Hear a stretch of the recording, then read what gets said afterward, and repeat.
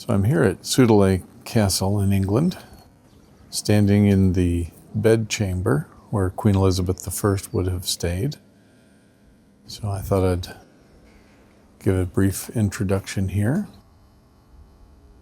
So Queen Elizabeth I stood at a crossroads of history where religious upheaval, foreign threats, and political intrigue converged. Born into a kingdom fractured by the English Reformation, her life was marked by danger from the beginning. As a child of Henry VIII and Anne Boleyn, whose marriage sparked the break from Rome, Elizabeth grew up under suspicion, even imprisonment. Yet she rose to the throne at a time when England desperately needed stability. The people longed for a sovereign who would bring order, wisdom, and strength without descending into tyranny or into religious persecution. Would Elizabeth answer that call, or would she fall prey to the forces surrounding her?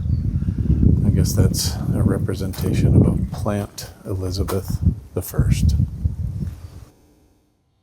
So Queen Elizabeth I's personal faith was shaped by the Protestant Reformation and the tumultuous religious landscape of her youth. I'm still here in Hatfield and just talking a little bit more about her as I walk around. Raised during a time when England swung violently between Protestantism and Catholicism, she navigated these shifts with care and ultimately established the Church of England as a defining feature of her reign.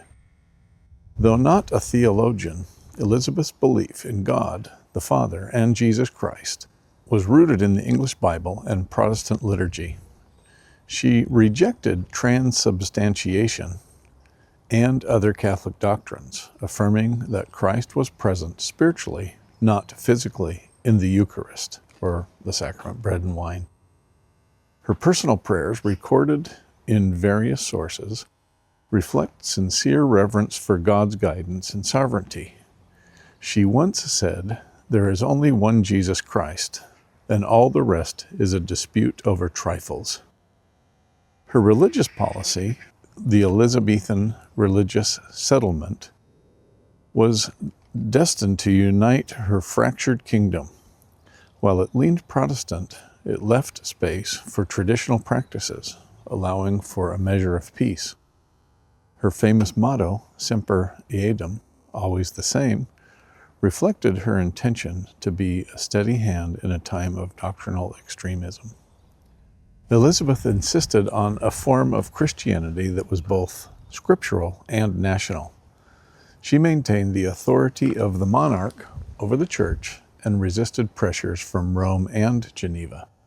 Though she never married, some considered her a spiritual mother to the nation, guiding it with devotion and to also divine providence. Her legacy in matters of faith is not found in doctrinal innovation, but balancing conviction with tolerance. She firmly believed that obedience to God was central to her role as monarch, and she prayed regularly for the wisdom to rule justly under his authority. We'll just walk down here a little bit more and get a little more video. It's kind of a neat little place. This is really where Elizabeth would have grown up. So just a cool church there and a little building behind here.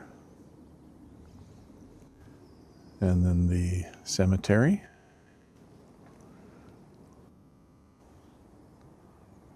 Just a beautiful little place. So here I am in Hatfield. This is where Elizabeth spent a lot of her childhood. I'm going to talk just a little bit about her as I walk around. But Elizabeth's family life was both noble and tragic. As the daughter of Henry VIII and Anne Boleyn, she inherited not just royal blood, but also political baggage. Her mother was executed for alleged adultery and treason when Elizabeth was just 2.5 years old, leaving a psychological mark that never faded. Declared illegitimate after her mother's execution, Elizabeth was later restored to the line of succession, but never fully secured. She had a distant relationship with her father, whose shifting alliances and multiple marriages made the royal household unstable. Her stepmothers varied from kind to indifferent. Catherine Parr, Henry's sixth wife, may have had the most positive influence on her, encouraging Elizabeth in her education and Protestant leanings. Elizabeth never married nor had children, famously calling herself the Virgin Queen. She claimed to be wedded to her kingdom, often saying, "I am married to England." Her celibacy became a political tool, allowing her to navigate between powerful European suitors while maintaining her autonomy. Her closest familial relationships were often political in nature. She had a complicated bond with her half-sister, Mary I, whose Catholic reign brought Elizabeth imprisonment in the Tower. Her cousin Mary, Queen of Scots, presented an ever-looming threat, and ultimately Elizabeth signed Mary's death warrant, a decision that troubled her deeply. Despite the absence of a traditional family, Elizabeth surrounded herself with loyal courtiers and advisors, particularly Robert Dudley, whom many believe she loved. These substitute families became central to her emotional world. Though childless, Elizabeth's influence shaped generations. She cultivated a national identity centered on herself as a maternal figure, the Queen as both ruler and protector. Her court functioned as an extended household governed by both discipline and affection. In this way, Elizabeth redefined what it meant to be a monarch and a woman in her time. Queen Elizabeth I viewed her work as a divine calling. Her role as a monarch was not just political, but sacred. As a stewardship given by God to preserve England and its people. This sense of duty infused every aspect of her reign. She was intensely involved in governance, revising speeches, and personally handling many state documents. Her keen intelligence, formidable memory, and fluency in multiple languages, including Latin, Greek, French, Italian, allowed her to lead with skill and discernment. She understood the power of image and language, mastering the art of political theater with carefully crafted public appearances and stirring oratory. Her reign, known as the Elizabethan era, oversaw a flourishing of English culture. Writers like William Shakespeare and Christopher Marlowe thrived under her patronage. Though she did not directly fund most of their work, her court set the tone for a golden age of English drama and literature. Economically, she supported exploration and trade, backing ventures like those of Sir Francis Drake and Sir Walter Raleigh. These efforts expanded England's global reach and laid the foundation for the British Empire. She granted charters for early colonial enterprises, such as the Virginia Company. She was also a careful manager of royal finances, inheriting a kingdom in debt and leaving it relatively stable. Her policies encouraged commerce and avoided costly wars whenever possible, although she could be fiercely defensive when threatened, such as in the defeat of the Spanish Armada in 1588. Elizabeth worked tirelessly, often rising early and retiring late. Her motto, "Video et taceo," quote, "I see and say nothing," captured her patient, observant leadership style. She believed in measured responses, strategic delays, and long-term thinking. In a world dominated by male rulers and generals, she proved that wisdom, wit, and discipline could be powerful tools of governance. Here at Hever Castle, I'm going to talk a little bit about Queen Elizabeth I.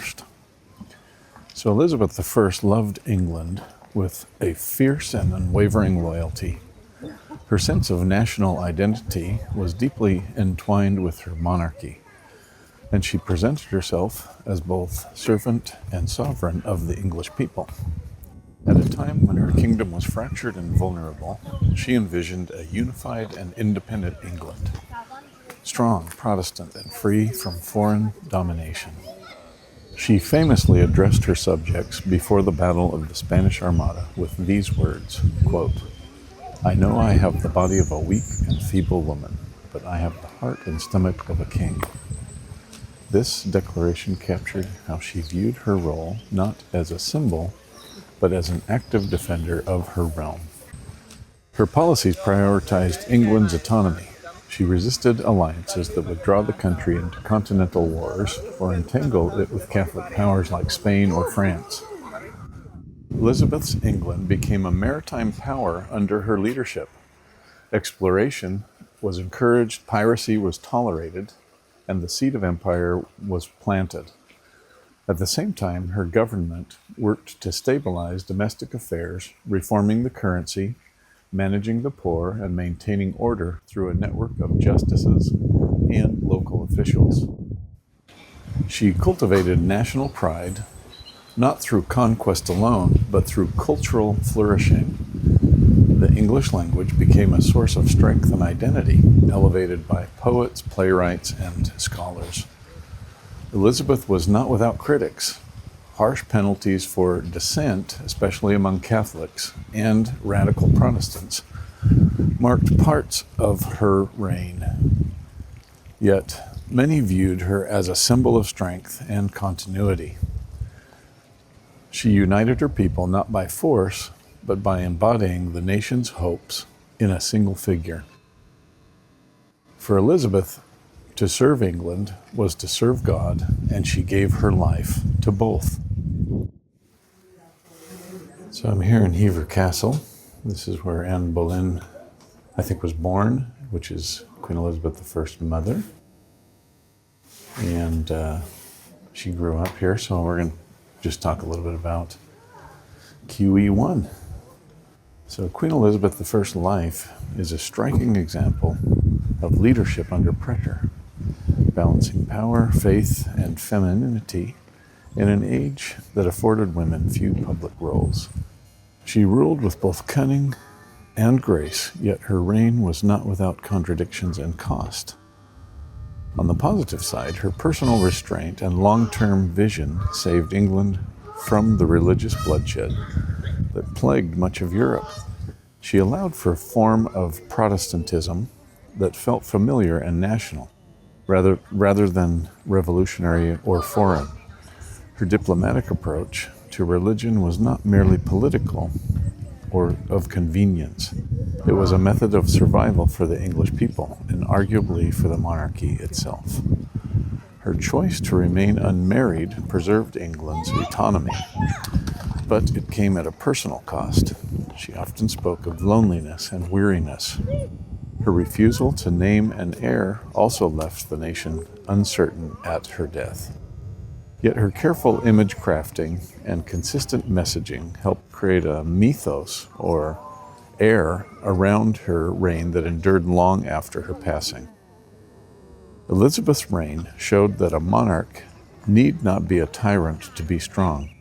She mastered the art of delay, diplomacy, and symbolic power. But this sometimes led to cruelty, particularly in her treatment of Mary, Queen of Scots, and those who opposed her religious policies. Her spy network, led by Francis Walsingham, was efficient but ruthless. Queen Elizabeth I's reign was a turning point in world history, not only for her own people, but for the trajectory of religious freedom across continents. One of the most defining moments came in 1588, when the Spanish Armada, which was a vast fleet sent by Catholic King Philip II, threatened to overthrow Elizabeth and restore Roman Catholicism to England by force. The Armada's defeat was not merely a military triumph, it was a spiritual and ideological turning point. Protestant England, under Elizabeth's leadership, had withstood the greatest naval power of the age. This victory secured more than a national independence. It preserved a fragile but vital space for Protestantism to grow in England without fear of foreign domination. Elizabeth's moderation in religious matters, while not free of persecution, meant England would not fall into the same cycle of religious wars that devastated part of Europe for decades to come. Her reign marked the survival of a Protestant nation, one that would, in time, become a safe harbor for a broader vision of religious liberty. The implications extended far beyond her lifetime. The England she preserved sent pilgrims to America, carried Reformation ideas abroad, and helped create a world where people might worship according to their own thought and conscience. That seed, first protected on English soil, would grow into movements for freedom of belief across Europe and into the New World. Of course, Elizabeth's reign was not without contradiction. She enforced conformity and muted dissenters on both sides. But she kept England from returning to the harsh extremes of her predecessors. Her steadiness allowed others to imagine a future where religious conviction need not come at the cost of one's life. In the face of a world set against her, she stood firm, not only for her crown, but for her people and their right to believe. That is no small legacy. Despite these darker elements, Elizabeth remains a towering figure in history. Her understanding of power as something entrusted, not seized, helped preserve England and English self-rule and identity. She created stability from chaos and inspired her people not only to survive but to flourish. For me, Elizabeth's story is one of incredible discipline. She could have ruled with vengeance, but chose strategy. She could have hidden behind her gender, but turned it into a strength. She didn't just reign, she endured. I'm here at Hever Castle. This is Anne Boleyn's home. And she was the mother of Queen Elizabeth I, along with Henry VIII. So we'll just say a little bit here in this house. Queen Elizabeth I's legacy calls us to consider the power of wisdom, patience, and devotion to duty. In an age when leaders often rule through force, her story reminds us that strength can also mean restraint. She navigated threats, betrayal, and isolation with uncommon resolve. Today, her reign still teaches us about leadership rooted in service, not ego. As we reflect on our own roles in family, faith, work, and nation, let us, like Elizabeth, ask not just what we can gain from power, but how we can wield it rightly with reverence for God and care for those we serve.